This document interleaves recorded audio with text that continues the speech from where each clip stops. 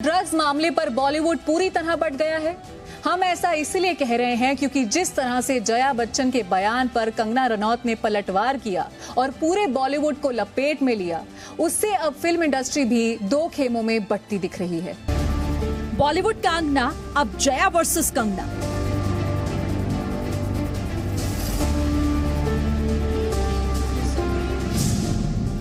Drugs का लिया नाम तो बॉलीवुड कैसे बदनाम। जया बच्चन जब भी सदन में बोलने के लिए खड़ी होती हैं तो खबर बड़ी बनती है। इस बार भी वैसा ही हुआ।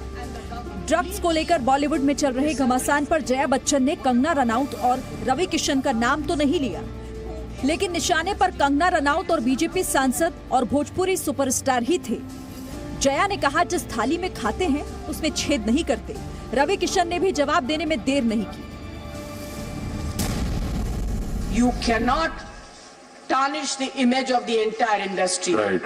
I was really embarrassed and ashamed that yesterday one of our members in the Lok Sabha spoke, who is from the industry, against, I'm not taking a name, against the film industry. It's a shame. जिस थाली में खाते हैं उसमें छेद करते हैं, गलत बात है। तो रवि किशन ने कहा कि जांच हो जाए और सच सामने आना चाहिए।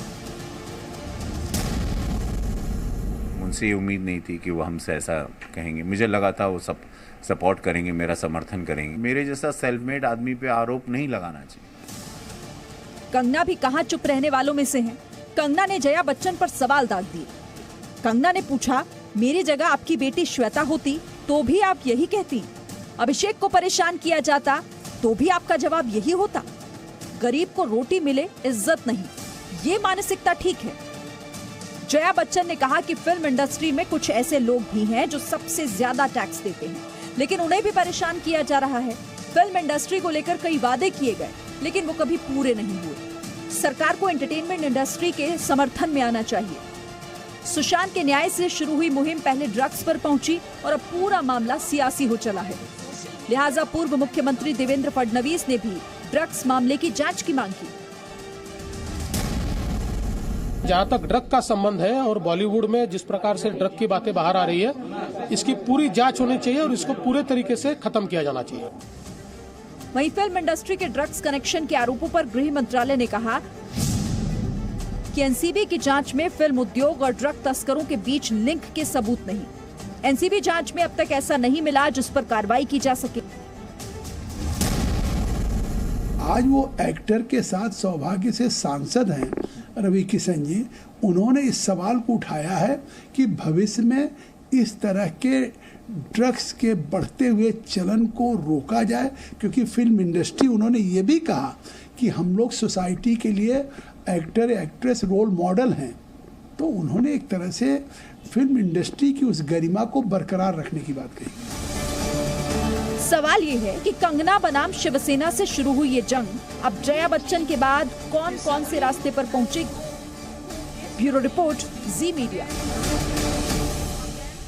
अपना ऑफिस तोड़े जाने से नाराज कंगना रनौत ने अब बीएमसी के खिलाफ बड़ा कदम उठाया है। कंगना ने कोर्ट में अपनी याचिका में कहा है कि उनके खिलाफ बदले की कार्रवाई की गई थी और बीएमसी तोड़फोड़ के लिए 2 करोड़ रुपए का हर्जाना दे।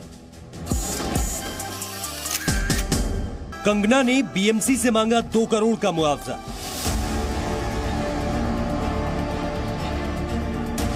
बदले के लिए चला दफ्तर पर हथौड़ा। उद्धव ठाकरे, तुझे क्या लगता है कि तूने फिल्म माफिया के साथ मिलके मेरा घर तोड़ के मुझसे बहुत बड़ा बदला लिया है? आज मेरा घर टूटा है, कल तेरा घमंड टूटेगा। दफ्तर तोड़े जाने पर कंगना की ना तो लड़ाई खत्म हुई और ना ही उनका गुस्सा कम हुआ। 9 सितंबर को जब कंगना के दफ्तर पर बीएमसी का बुलडोजर चला था, तब भी हाई कोर्ट ने यह कहकर कार्रवाई पर रोक लगा दी थी कि यह कार्रवाई दुर्भावनापूर्ण दिखाई देती है। कंगना की संशोधित याचिका में आरोप लगाया गया कि महाराष्ट्र सरकार के खिलाफ की गई उनकी टिप्पणियों की वजह से ही बीएमसी ने तोड़फोड़ की कार्रवाई का फैसला किया। याचिका में यह भी कहा गया कि कंगना रनौत के विचारों ने कुछ खास पक्षों को नाखुश किया और एक विशेष राजनीतिक दल की नाराजगी का कारण बना, जो कि महाराष्ट्र सरकार का हिस्सा है। याचिका में यह भी दलील दी गई कि रनौत ने बंगले में मरम्मत के लिए बीएमसी से अनुमति मांगी थी और वर्ष 2018 में इजाजत दी भी गई थी। याचिका में अदालत से बीएमसी की कार्रवाई को अवैध घोषित करने और संबंधित अधिकारियों से नुकसान की भरपाई के बतौर 2 करोड़ रुपए का मुआवजा देने की गुजारिश की गई थी। मामले की अगली सुनवाई 22 सितंबर को होगी। ब्यूरो रिपोर्ट, जी मीडिया। रिया चक्रवर्ती कैसे एनसीबी की पूछताछ में ड्रग्स के सवालों से घिर गईं? इस पर जी न्यूज के पास एक्सक्लूसिव जानकारी है। रिया से जो 55 सवाल एनसीबी ने पूछे थे, उनकी पूरी लिस्ट जी न्यूज के पास है। इन्हीं सवालों के जवाब में रिया ऐसी लड़खड़ाई कि उसे जेल जाना पड़ा। एनसीबी के सवालों पर रिया का सरेंडर। 55 सवाल और रिया चक्रवर्ती पस्त। क्या हुआ जब झूठ में उलझी रिया? सुशांत सिंह राजपूत की मौत से जुड़े ड्रग्स केस में रिया चक्रवर्ती जेल में बंद है। जेल में बंद रिया से नारकोटिक्स कंट्रोल ब्यूरो ने शौविक चक्रवर्ती, सैमुअल मिरांडा और सुशांत से जुड़े 55 सवाल थे। इन 55 सवालों की पूरी लिस्ट जी न्यूज के पास है। हम आपको उन सभी 55 सवालों के बारे में बताएंगे जिनके जवाब देने के बाद रिया चक्रवर्ती पर एनसीबी का शिकंजा कस गया था। रिया चाहकर भी झूठ नहीं बोल पाई और जवाब देने की कोशिश की तो फंसती चली गई। 6 सितंबर 2020 को पहली बार हुई पूछताछ में रिया से सवाल पूछे गए थे, जिसके बाद 8 सितंबर को रिया की गिरफ्तारी हुई थी। हम आपको एनसीबी के पूछे 55 सवालों में से उन खास सवालों के बारे में बताएंगे जिनका जवाब देने में रिया अटक गई। उसके पास कोई जवाब नहीं था। ऐसे में एनसीबी ने उससे और सवाल पूछे। रिया ने एनसीबी को गोलमोल जवाब देकर फंसती चली गई और आखिरकार उसे एनसीबी के सामने सरेंडर होना पड़ा। अब आपको एनसीबी के वो सवाल दिखाते हैं जिनके जवाब में रिया पूरी तरह पस्त हो गई। क्या तुम्हारे पिता शौविक और सुशांत ड्रग्स का सेवन करते थे, जैसे कि बड? अपनी पवाना ट्रिप के बारे में बताओ जो तुमने सुशांत के साथ कई बार की। वहां ड्रग्स के सेवन का घटनाक्रम क्या हुआ था वो बताओ।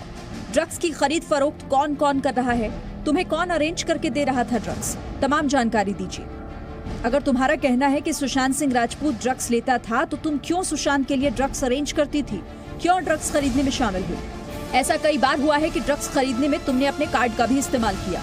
उसको एक्सप्लेन कीजिए और अपने कार्ड की डिटेल्स बताइए। शौविक के बयान के मुताबिक आप सुशांत को ड्रग्स उपलब्ध करवाने के लिए शौविक को आदेश दे रही थी। आप बताएं ये कैसे और क्यों कर रही थी? और सबसे जरूरी सवाल, क्या तुम बड, हैश, वीट का सेवन करती हो? ये वो एनसीबी के तमाम सवाल हैं जिसके जवाब में रिया फंसती चली गई। ड्रग्स करेक्शन मामले में रोज नए खुलासे हो रहे हैं। आज एनसीबी ने गोवा से 74 साल के एक शख्स को हिरासत में लिया जो क्रिस कोस्टा को एलएसडी ड्रग्स दिया करता था। इस शख्स के पास से 16 लाख रुपए भी बरामद किए गए। एनसीबी सूत्रों के मुताबिक नॉर्थ गोवा में होने वाली कई पार्टियों में ये शख्स ड्रग्स की सप्लाई किया करता था। इसके बाद क्रिस कोस्टा ये एलएसडी ड्रग्स की सप्लाई अनुज केसवानी को करता था।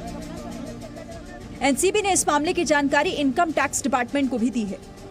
वहीं बीते 3 महीने से सुशांत सिंह राजपूत मौत केस में देश की 3 बड़ी एजेंसियां जांच में लगी हुई हैं, लेकिन सुशांत की मौत की असली वजह दुनिया के सामने अब तक नहीं आई। सूत्रों के मुताबिक सीबीआई इस केस को बहुत जल्द क्लोज करने वाली है। जानकारी के मुताबिक 17 सितंबर को होने वाली मेडिकल टीम की बैठक से पहले फाइनल रिपोर्ट सबमिट कर दी जाएगी और पूरा फोकस सुसाइड थ्योरी पर ही रखा गया है।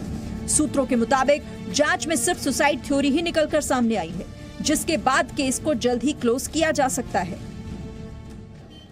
अब सुशांत केस में ड्रग एंगल की जांच कर रही एनसीबी के रडार पर कई सितारे हैं जिनके नाम रिया ने पूछताछ में लिए हैं। जाहिर है आने वाले वक्त में उनकी मुश्किलें बढ़ने वाली हैं। अब तो इस मामले ने सियासी रंग भी ले लिया है। अब ये देखना दिलचस्प होगा कि बॉलीवुड का दम मारो दम गैंग पर शिकंजा कब और कैसे कसता है।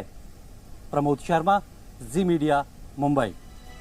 केंद्र सरकार की तरफ से प्याज के निर्यात पर पाबंदी लगाए जाने के विरोध में महाराष्ट्र के लासलगांव और नासिक जैसे इलाकों में किसान सड़कों पर उतर आए हैं। किसान केंद्र सरकार से निर्यात पर लगी रोक को हटाने की मांग कर रहे हैं।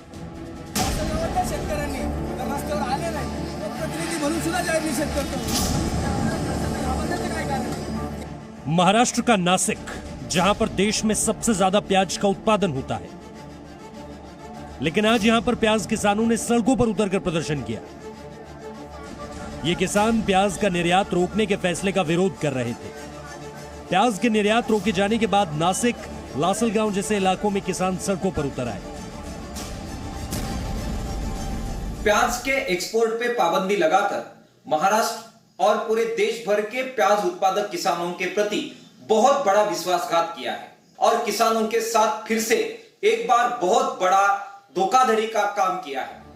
मुंबई समेत महाराष्ट्र के कई इलाकों में प्याज के दाम काफी ऊपर पहुंच गए। देश के कई इलाकों में प्याज 50 रुपए किलो तक बिक रहा है, जिससे लोगों की परेशानी बढ़ गई है।